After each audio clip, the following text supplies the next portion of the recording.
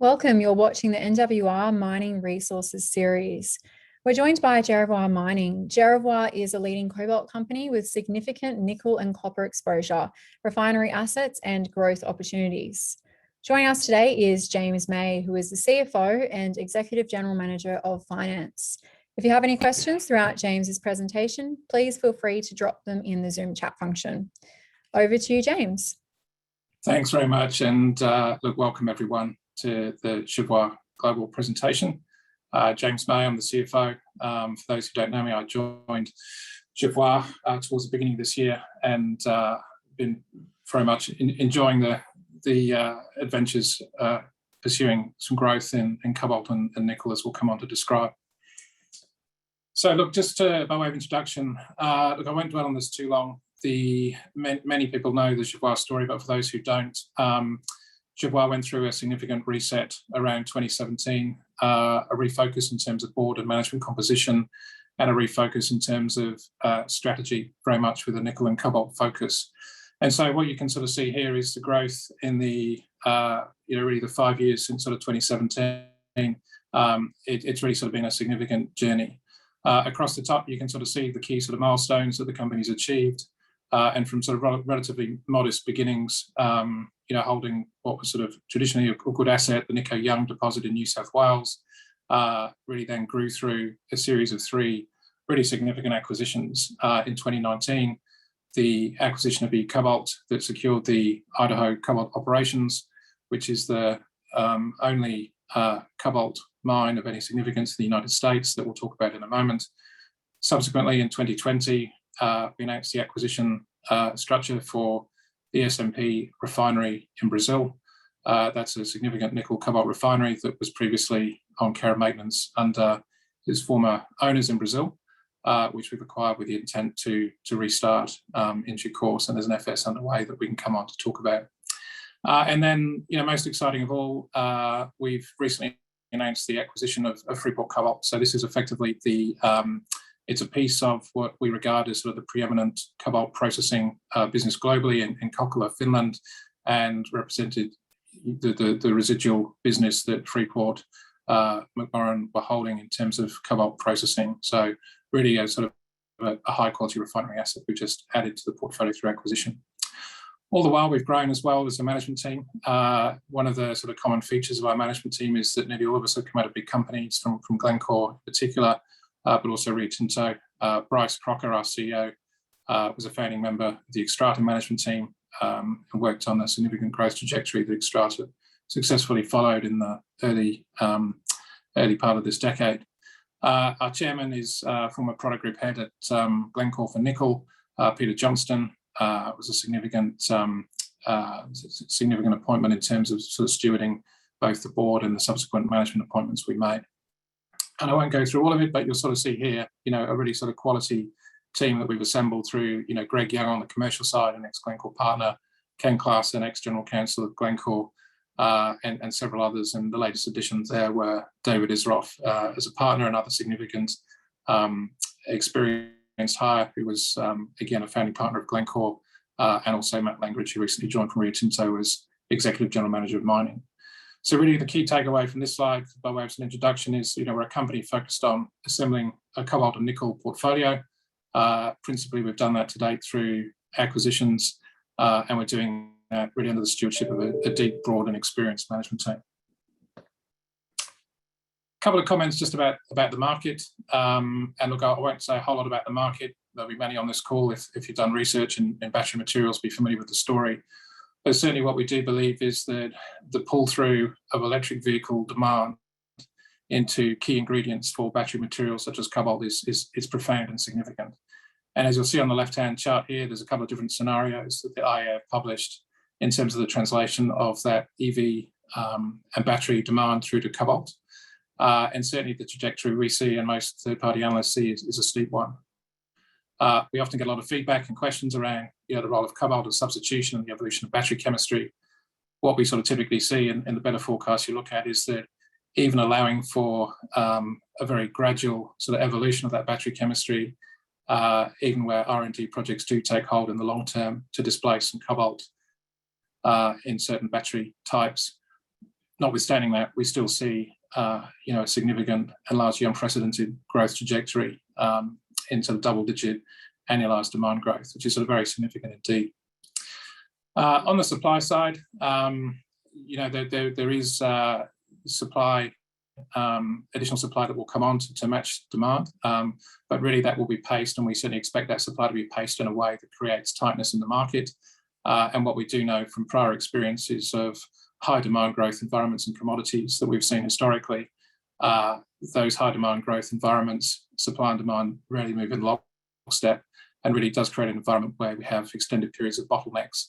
And where there's bottlenecks and tightness in the market, there's generally opportunities for producers to thrive and harvest additional cash flows and profits when that occurs. The other point I'll just sort of make around the external environment, and this also sort of goes to how we're sort of positioning the company as a growing independent nickel and cobalt company. But with cobalt in particular, there is a sort of number of supply chain facts that are evident today. If you look at the chart on the left-hand side, what it endeavours to show is a simplified representation of the battery value chain from mine through to battery cells, and you'll see that geographic distribution at the different sort of points in the chain. You'll see, really two sort of standout sort of features. Firstly, in the mining part of the value chain, there's a significant concentration of cobalt in terms of mined units in the DRC. Now, what that means for downstream users and ultimately refiners and battery manufacturers and ultimately OEMs is that it's a concentration in terms of supply chain risk, and it's a concentration and a challenge in terms of full traceability and provenance of supply that is increasingly important as we move to the EV world. The other sort of key fact that's evident from the chart is that really when you look at that sort of processing end of the value chain, there's a real concentration in terms of China. Again, what that means in terms of an evolving geopolitical landscape and sort of supply chain concentration, again, it presents a challenge for a number of end users, which is that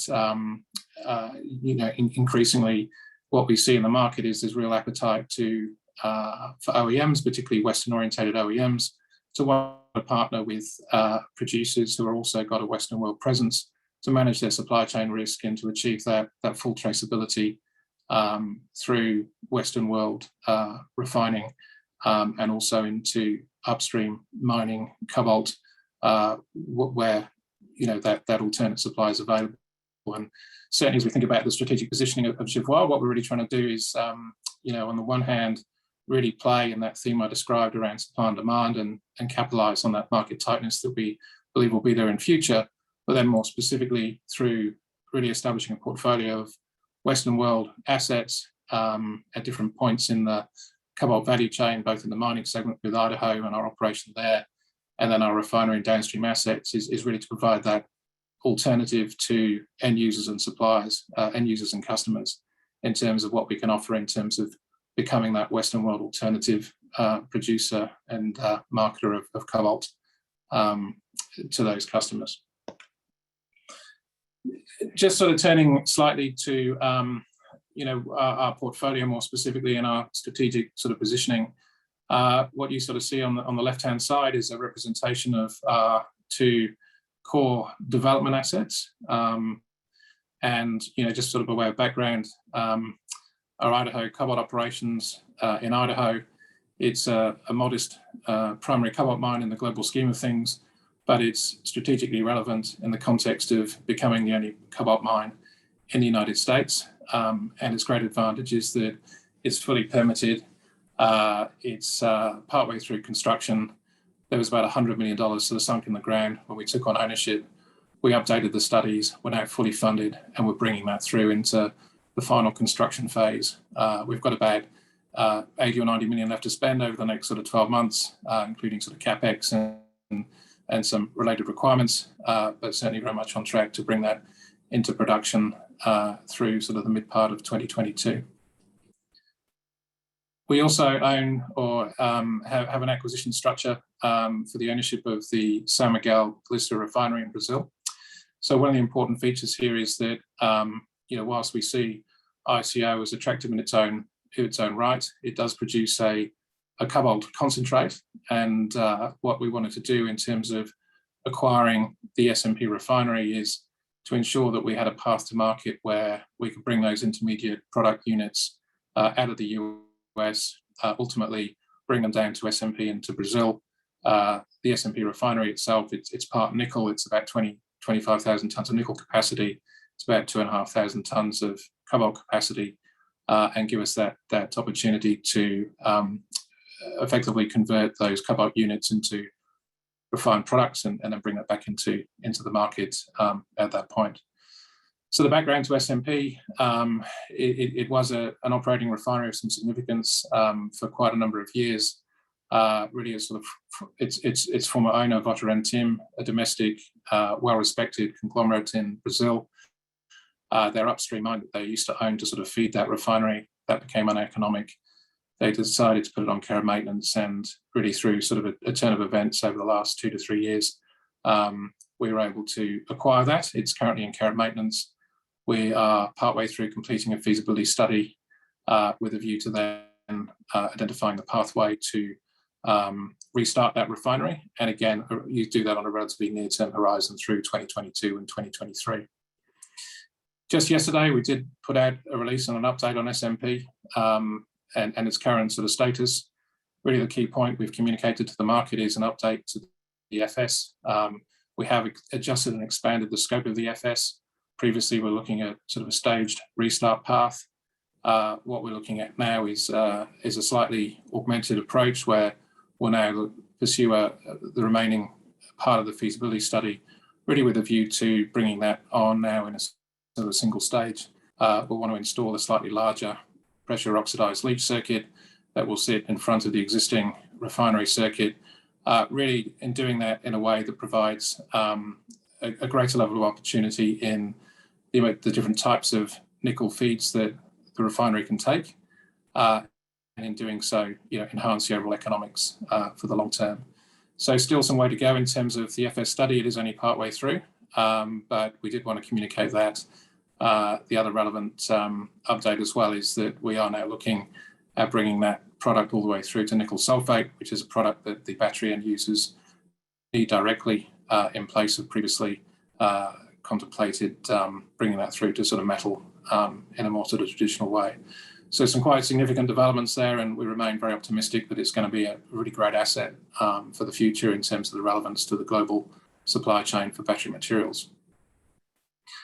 And look, thirdly, and most significantly, I've just got back from a trip through Europe. I'm currently sat in hotel quarantine in Sydney. And the reason for that is we just spent a chunk of time in Finland. We took the keys on the acquisition on 31 August. The acquisition we acquired was, or the asset that we acquired is the remains of the Freeport Cobalt processing business. And effectively what we have here is an operating business that is roughly sort of $300 million a year. It's a 10 to 15% margin on an EBITDA basis that it generates. It's really a conversion business, really sourcing cobalt units in the form of cobalt hydroxide. We're bringing those through the refinery that's operated by Umicore at the Kokkola site on a tolling basis. And then we've got a downstream production platform and about 200 employees in Finland who then we're working to move that through a number of product lines, and really that then goes into quite a wide number of end uses, some in terms of the traditional industrial end uses, and then a segment that goes into the batteries sector through cobalt sulfate production. Really, the great attractive thing about this business is not only does it sort of accelerate cash flows in terms of wanting to become a multi-asset operating business. It really is sort of a high quality asset. It's a high quality business. Instantly gives us a seat at the table with all the major customers globally in refined cobalt products. It provides significant sort of synergies in terms of the opportunity to create technical and commercial synergies with SMP and indeed with RCO, and really does also provide that additional leverage and exposure to cobalt price upside that we potentially see in the coming years. So What it does, if you take a step back, it means that, we're beginning to assemble this portfolio of assets that's got a sort of a neat industrial logic. You'll see the diagram across the bottom of this page that we're now sort of playing right across the value chain. We see that bottlenecks will occur. Those bottlenecks will sort of move around at different times. They'll be sometimes upstream, sometimes further downstream. And really by having this geographic diversification and this diversification across different parts of the value chain, we really do think it creates a strong platform for the future in this segment. And look, just finally, to sort of wrap it all up and really sort of articulate what it means in terms of the outlook for Jervois. Look, with our portfolio that we've now assembled, as I said, with that sort of industrial logic to each piece, between what we have in Kokkola and subject to SMP successfully coming online over the next 12 to 18 months, you can see on a pro forma basis, we do really become a very significant player in refined cobalt production globally. So really, what this sort of gives us is, a very sort of strong and significant position globally. Cobalt, we believe, has got, a really sort of strong future as remaining a very key ingredient in terms of battery chemistry and battery materials for the long term, and very much we're now well positioned across his assets to really sort of become a key player in the sector, really sort of stand us in good stead for the long term. So look, that about wraps it up. I didn't have too much else, so I was just going to sort of pause on this slide. In terms of just sort of concluding remarks, we are, as I said at the beginning, good, strong capability across the team, across the leadership group. We're economically aligned. We've got a Western world focus. The US asset in particular is unique because there's no cobalt mines, very much focused on OEMs, battery makers, other Western consumers. And look, we do continue to have that deep belief that the nickel chemistry, which will include cobalt, will be absolutely critical for the future. And we think Jervois is positioned to really, capitalise on that growth environment in the years ahead. Look, I think I'll pause there. Laura, maybe back to you. We'll see if you have any questions. Great. Thank you so much, James.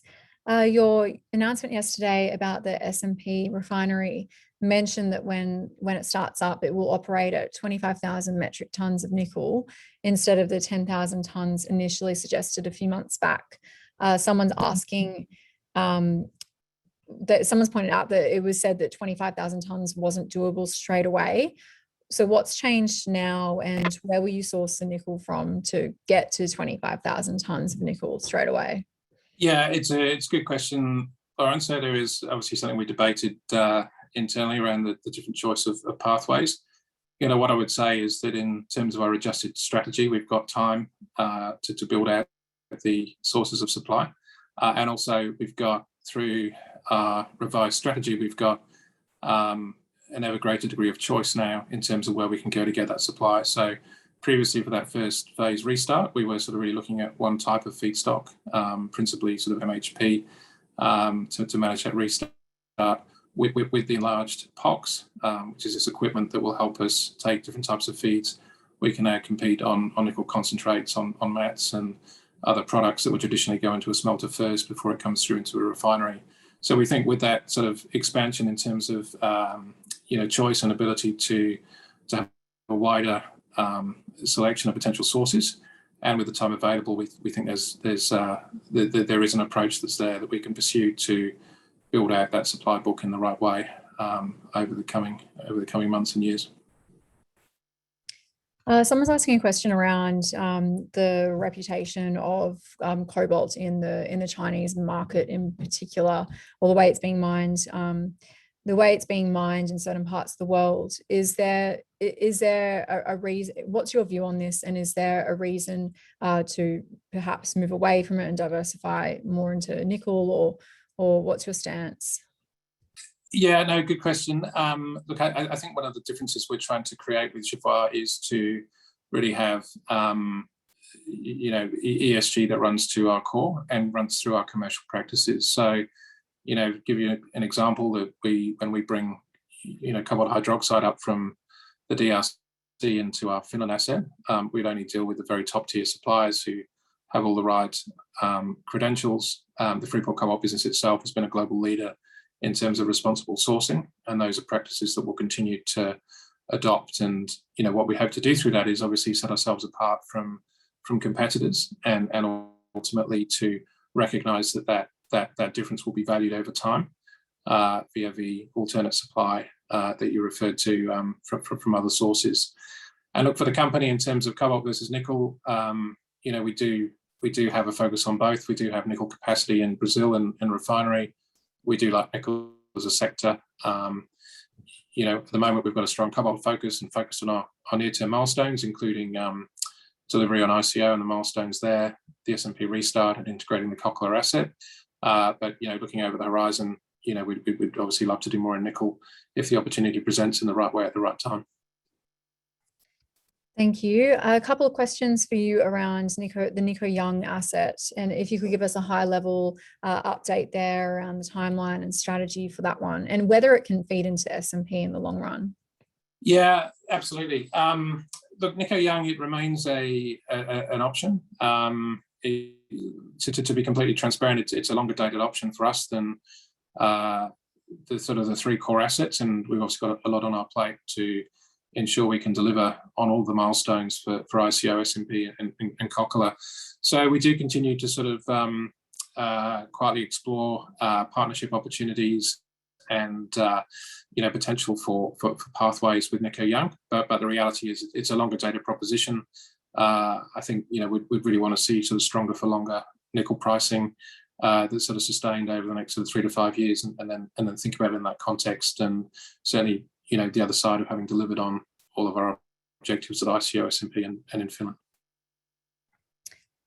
Couple of questions around the US here. So given the limited resource currently held in the US, is the company looking at additional resource acquisitions over there? Yeah, look, the main comment around the resource, that we published the feasibility study at ICO on a 7-year mine life. Had a lot of questions, particularly through the debt financing process for ICO around the mine life. The reality is we did a certain amount of drilling to get an FS underway and get the mine into production, really focused on IRR, but really with a view to understanding there's a lot of additional mineralization that's in the deposit at ICO. And so the near-term strategy is that when we get underground, we'll look to continue to drill and define the resource that we think is there, and ultimately with a view to extending the mine life of ICO as much as possible. So that will be the near-term strategy. We obviously keep a watching brief on other assets in the sector. Obviously, on paper, we'd love to have something else in North America, but nothing we're actively engaged with at the moment in terms of anything outside our portfolio. Thank you. And I understand you've just come back from Finland, hence being in hotel quarantine. We have a question about Finland Refinery, whether you can outline the relationship between the cobalt prices and revenue and EBITDA, and whether the end process materials could potentially go higher with cobalt prices. Yeah, absolutely. So the basic engine room of EBITDA for the Finland asset is you've got sales that are principally linked to market cobalt prices plus a premium, and that premium can vary depending on the product, and the mix will vary according to what those premiums look like. And then on the input side with cobalt hydroxide, that's priced at a percentage payable. Most of the contracts are priced at a percentage payable of the end cobalt price, and some contracts, because they're long-term in nature, that percentage is relatively stable.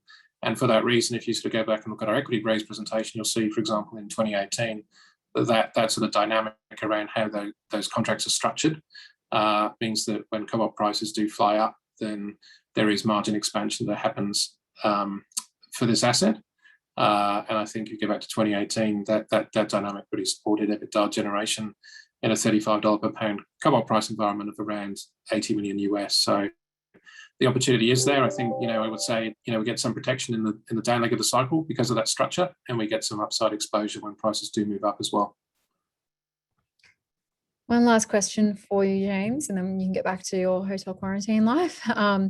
What is the current status of funding discussions with the US government? Yeah, look, good question. We continue to remain engaged on a number of fronts. I'm very actively involved in those discussions, as you would expect. Look, the upside is that we would love to obviously continue to find a path with US government funding and find where that fits within our funding mix.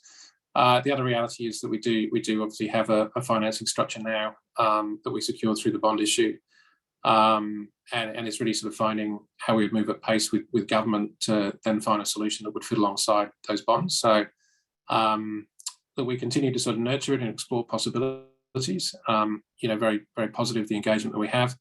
And look, I think sort of time will tell whether we do find a solution ultimately that works for us and can work for the government. Great, thank you, James. We'll keep our eyes and ears peeled for that one.